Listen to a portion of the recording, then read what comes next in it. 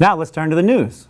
Los Angeles, Frank, woke up New Year's to an amazing, well, I believe it's amazing, surprise. Someone took the Hollywood sign and converted it to read Hollyweed.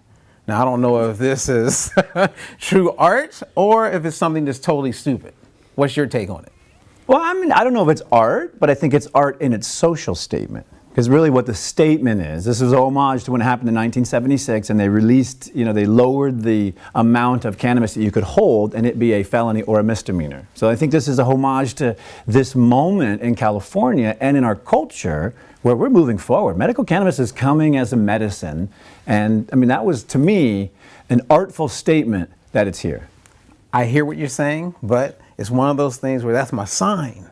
don't mess with Hollywood, you know what I mean? Like Hollywood is Hollywood. There's other ways where people can make a statement.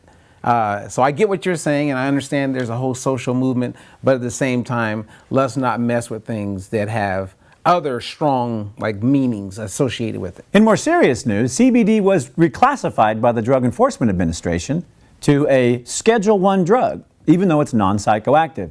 Now this directly contradicts the ruling by Congress, which puts us into the Controlled Substances Act and makes CBD available for medical marijuana patients.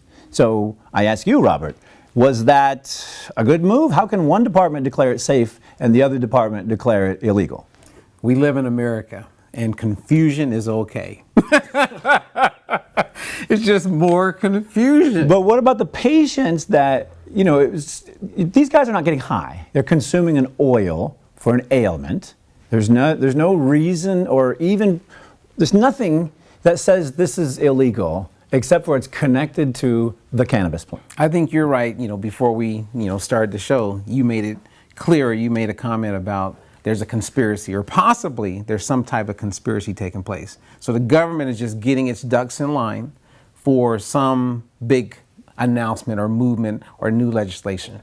That's what I think. People are not getting high. Here's what I know. I'm speaking directly to you. I've seen the miracle of this oil. This is a tremendous plant. This is a tremendous medicine. I don't care what the federal government says. Find it, use it, take it. This stuff will save your life. Well, next in the news, Frank, there's a dating app for people who are into cannabis.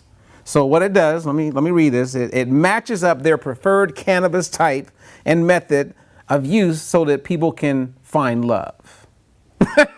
Wait. So it's by strain? By strain, I guess through the whole app. If you're into cannabis and you're looking for love, they now have a way for cannabis users to come together. Wait. There you go. Wow. Okay. Now, I don't have that on my phone, I should say, because I'm married, but yeah. That sounds really intriguing. Now, I know we can't cover it in this show, but you know about cannabis and sex, right? I've heard you talk about it. We'll do that in another show. Oh boy, that's one you don't want to miss. Yeah, really intriguing that that they're trying to define the components of the culture and connect people. I believe that people are just looking for ways to tap into the whole cannabis movement. And so that's just another one. But at the same time, I believe if you're a cannabis user and you're looking for love, it would be to your best interest to connect with someone who's okay with you being a cannabis user. Sure, you'd know right away. Up next, he's the chef you want to call when you want to take your food to a higher level. Jeff, the 420 chef, is in studio, and you don't want to miss what he's whipping up.